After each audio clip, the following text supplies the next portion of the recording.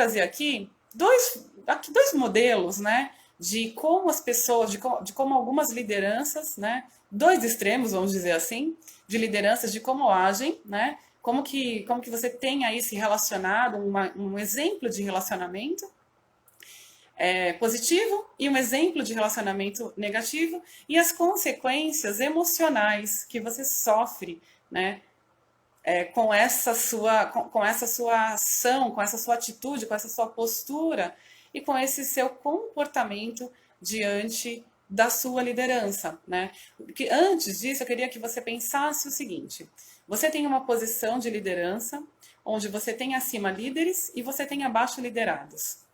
Você é uma espécie de mediador, né? Então você é aquele ponto central que vai ouvir as necessidades da sua equipe e precisa atender todas as necessidades que são legítimas para que a sua equipe entregue o melhor resultado que elas puderem, para que eles façam num conceito de excelência, né? E do outro lado você tem a sua liderança, né? A liderança, as pessoas que estão em níveis superiores a você, que trazem a estratégia, né? E que a estratégia da empresa para que você faça ali um filtro e desdobre para a sua equipe. Mas você só é um mediador? Depende, né? Se você quiser ser só um mediador, você vai sofrer algumas consequências que eu diria que é melhor não ser só um mediador, né? Mas o seu papel ali, o que é, né? Quando você está ouvindo aqui as estratégias da empresa, que a sua equipe vai trabalhar de modo a colaborar para o resultado acontecer, né? Você é aquela pessoa que vai fazer o filtro e entender se a sua equipe está preparada para entregar esse resultado que está sendo colocado aqui, né? Que está te desafiando.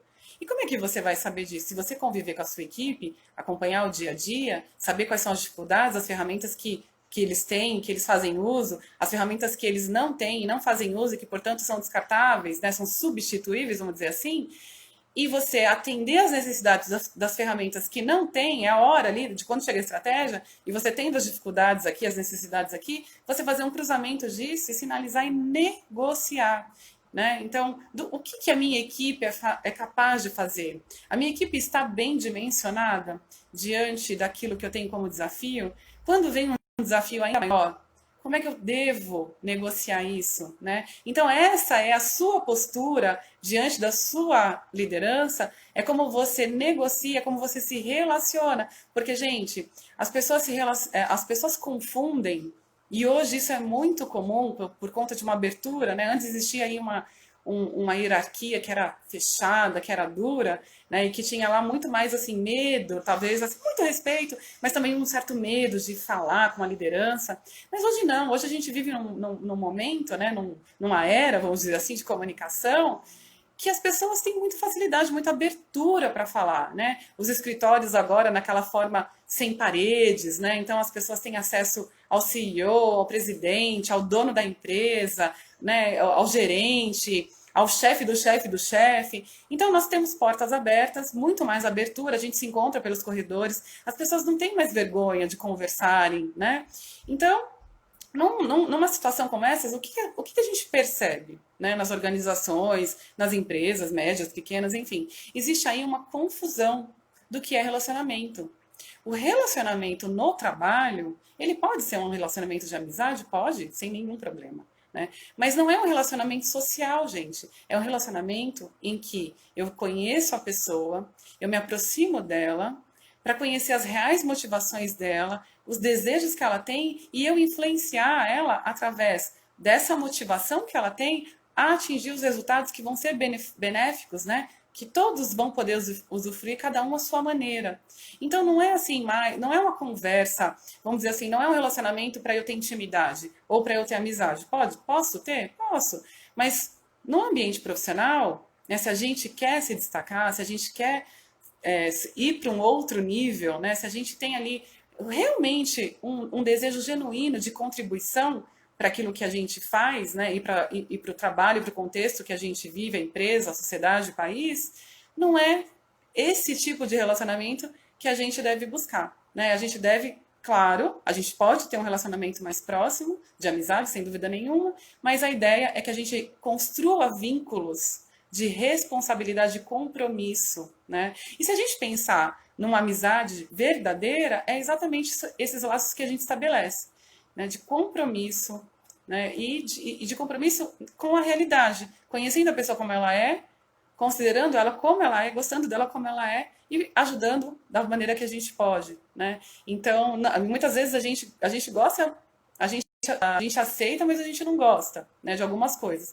No trabalho, a gente precisa sempre pensar que ali é um ambiente onde a gente tem uma responsabilidade de produzir, de construir junto com todos, né? Então, eu queria fazer a observação, porque também vejo alguns líderes que buscam relacionamento com sua equipe, num happy hour, né, num churrasco, naquele dia que as pessoas baixam a guarda e vão tomar alguma coisa para se divertir. E eu acho que é desnecessário. Claro, você pode fazer isso sem dúvida nenhuma, mas é desnecessário se o objetivo é ganhar mais intimidade, né, ou ter um relacionamento mais próximo, porque isso é só, vamos dizer assim, um acréscimo na sua agenda profissional que você pode estabelecer no ambiente de trabalho, né, de um modo respeitoso, de um modo afetuoso, de um modo amigo, né, sem necessidade de ter que trabalhar mais do que você já trabalha, né? E se você de fato quer ter um relacionamento à parte ali, né? Eu digo que nós somos pessoas integrais, fazendo ali um equilíbrio das nossas vidas, de todos os segmentos da nossa vida. Cabe amizade? Claro que cabe, né? E é bom que se faça. Mas o primeiro objetivo que a gente tem no trabalho é de produzir, né? De compromisso, de responsabilidade, de ser produtivo, de criar estratégias que sejam realmente favoráveis a todos, né? Então, o que que a gente vê assim hoje nas lideranças, né? A gente vê, como eu falei, dois extremos. E eu vou dar um exemplo de um extremo positivo, primeiro do negativo, que é melhor falar do negativo primeiro e depois do positivo, tá? Então, o que que a gente percebe, né? Que algumas lideranças, a gente vê, né? A gente no acompanhamento, na experiência, na mentoria que a gente faz, a gente percebe assim que tem pessoas que elas não são consideradas na hora de planejar os objetivos da empresa, né? Então, as opiniões delas também não são requisitadas.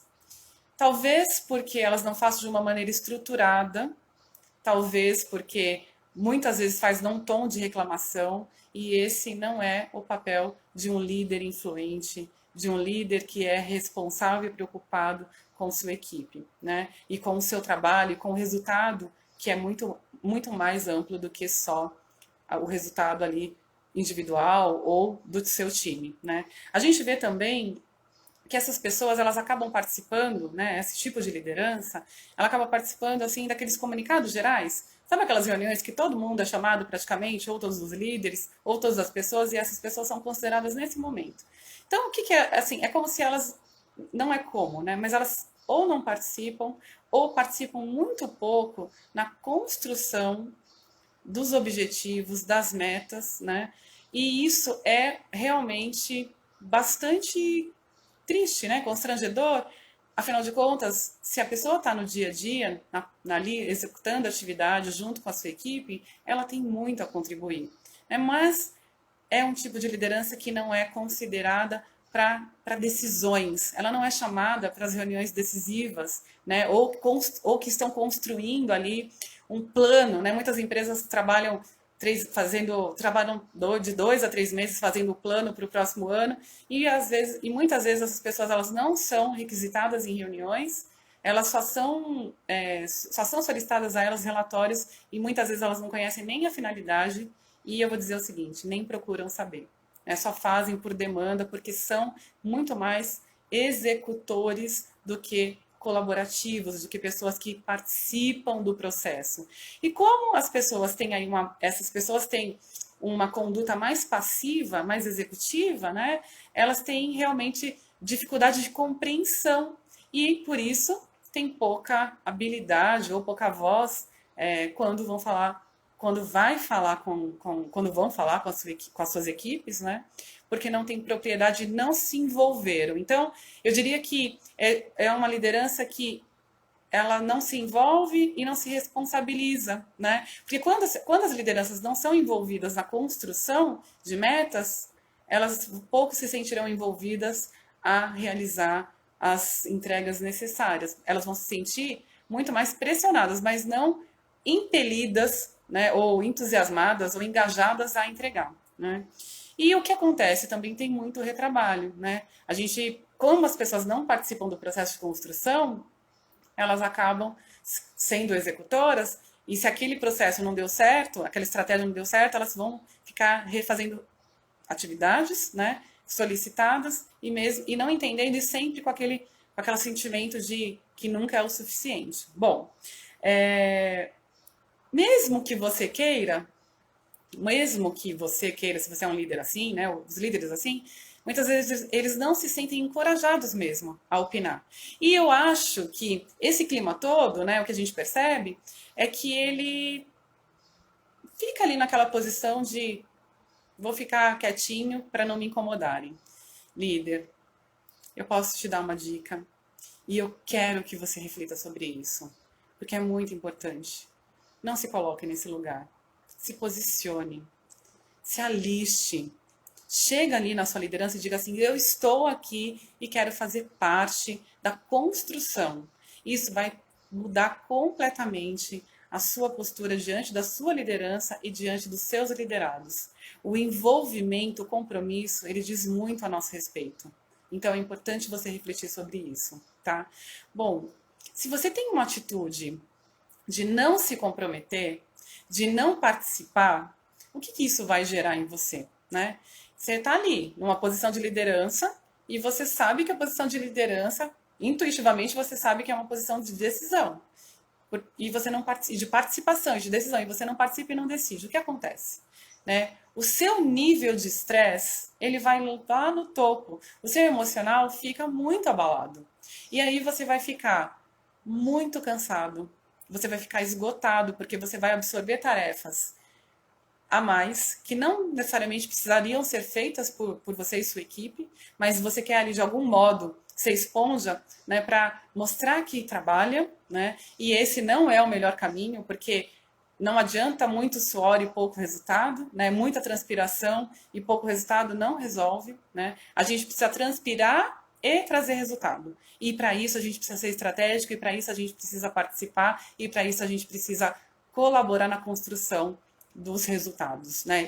E dos objetivos, porque a gente só atinge os resultados se a gente desenhar bem os objetivos, se a gente participar disso. E quem melhor do que você e sua equipe para construir os objetivos, os resultados da sua área, se não vocês? Né? Vem uma coisa lá do lado de cima, de pessoas que não estão no dia a dia e colocam uma meta só para cumprir, né? Um guide da empresa, né? Você precisa se alistar, participar disso. Então, o que acontece? Você fica com alto nível crítico, você fica se criticando o tempo todo, você reclama, né? Tudo que é pedido para você, você faz, mas você reclama, você não consegue dizer não, você fica absorvendo lá um monte de coisa, né? E a sua equipe só vai olhando essa sua postura e vai pensando, puxa, esse chefe, né? Esse chefe é exatamente essa palavra, ele não tá legal, ele não é bacana, eu não consigo fazer mais. Eu já tô fazendo além do que eu posso. E ainda vem mais atividade, e normalmente esse tipo de situação na liderança não permite o questionamento. Então ele vai pegando as coisas, ele não questiona, ele não avalia, e ele vai repassando, ele vai desdobrando de uma maneira desenfreada, sem avaliação e sem, muitas vezes, a compreensão da atividade. Por isso, fica o teu nível, né, de estresse fica lá no topo, seu emocional fica abalado, você fica esgotado, você tem ali um sentimento de frustração muito grande, porque, claro, né, se você não participa, que relacionamento é esse que você não participa? Então você fica realmente frustrado e bastante desgastado. E o que acontece? Você não se sente forte em negociar as suas responsabilidades de uma maneira aberta com o seu líder, né? Então você fica sempre se sentindo devedor. E olha que coisa ruim. Bom, vamos para o outro para outra ponta. Eu espero que todos estejam nessa aqui. É difícil, né? Liderar, a gente sabe que é um processo de dedicação contínua, é um compromisso diário, a cada minuto. A liderança, a liderança, as escolhas que a gente faz na liderança e na nossa vida, elas vão moldando o nosso caráter, né? Então, ter um bom caráter um caráter de responsabilidade e compromisso sim, cansativo, gente. É uma coisa que nos cansa a princípio, porque exige muito de nós, né? A nossa conduta humana é se acomodar. Então, mas quando a gente vira a chavinha, aí a gente fica diferente. Eu vou mostrar aqui para vocês, através do nosso papo, que isso é possível. Bom, como é que o outro lado da força, né? Vamos brincar assim, como é que o outro lado, a outra ponta, né? Então, essa liderança, ela já tem um comportamento muito mais participativo, né? E colaborativo. Ele está ali, né, num processo de de avaliação, de ouvir as pessoas, não só os seus liderados, mas ele ouve as áreas, ele ouve os seus líderes, ele procura questionar. Quando ele não entende, ele fala, mas o que você quis dizer com isso? E ele procura entender o que você espera de mim, quais são as nossas metas. Se não tem ali índices de controle na área dele, que possam tangibilizar o resultado positivo da área dele, o crescimento, ele constrói junto com a equipe, apresenta para o líder e valida isso, né? Ele tem ali um estímulo de propor soluções, de propor objetivos, e ele está sempre se desafiando, porque ele não quer ficar acomodado. E ele tem ali uma energia, uma atitude muito positiva diante do trabalho, diante das pessoas, né? Ele sabe que o trabalho é a maneira com que ele tem também de se expressar no mundo, né, de expressar sua força, sua energia, sua capacidade, né, a gente é o que a gente faz. Então ele tem, mesmo que inconsciente, esse líder ele tem essa perspectiva. E, naturalmente, uma pessoa que se coloca à disposição, que se propõe, é sempre convidado a participar. Então, ele é convidado a participar, as opiniões dele são válidas, por quê? Porque tem coerência, porque ele falou com tranquilidade, ele não falou num tom de reclamação, e ele está ali num processo construtivo, né? Ele não diz que não dá para fazer, ele olha, ele avalia, e aí ele devolve uma contraproposta, né? Claro, se for fácil, faz, agrega ali as atividades, ele sabe, ele tem uma atitude com a equipe dele que ele sabe que é possível colocar e para quem colocar uma atividade extra, né? Mas ele está sempre ali numa posição em que ele é consultado também por sua liderança. Por quê? Porque antes ele foi lá e se alistou, disse, olha, estou aqui, a nossa proposta é essa, eu defini junto com a minha equipe esses pontos aqui, ou, olha, a gente tem uma atividade, a gente tem muitas atividades, e essa atividade que nós avaliamos, que ela não é tão importante assim, eu queria negociar a periodicidade da entrega desse relatório. Muitas vezes, a gente vê, por exemplo, relatórios que são solicitados, e que são solicitados e que são feitos porque foi feita uma solicitação no passado, mas que deixou de ser necessário e continua sendo feito. Mas não, esse líder ele vai ali, ele avalia, ele questiona, ele conversa, ele conhece o sentimento da equipe dele, das pessoas que fazem a atividade. E por isso ele tem muita criatividade, ele tem soluções para problemas e ele sempre vai com uma forma positiva. Ele não leva um problema para a liderança dele, ele leva uma solução. Então, gente, como é que é o nível de satisfação? Porque aí não é nível de estresse. O nível emocional desse profissional, né, é de satisfação. Ele se sente engajado, ele se sente entusiasmado, ele se sente muito motivado a fazer mais e melhor, e isso influencia a equipe dele. Porque ele está ali olhando, mapeando as necessidades e atendendo essas necessidades que são legítimas. As que não são, ele tem uma inteligência, uma capacidade de dissuadir. Ele faz a equipe dele pensar, né? Ele questiona essa reclamação, né? Ele devolve pro liderado dele. Será que essa reclamação faz sentido? Né? Será que você não está reclamando de algo que... Olha por essa outra perspectiva, né? Ou, não, puxa, isso aqui é realmente algo que é desnecessário, a gente pode fazer de uma outra maneira, a gente pode negociar um outro prazo, enfim, ou eliminar essa atividade, ou substituir por uma mais, vamos dizer, que otimiza os recursos, né? Substituir ferramentas que hoje são obsoletas por outras e que custam, e por outras que são que vão ser favoráveis para a entrega do resultado e que teriam o mesmo custo ali de coisas que já não são utilizadas. O líder influente, né, que é o líder que eu quero que você se torne e que eu quero te ajudar a se tornar, ele além de liderar pessoas, ele sabe fazer uma boa gestão dos processos e dos recursos, né, de sistemas, de ferramentas, de contatos, enfim, no seu dia a dia, da sua área.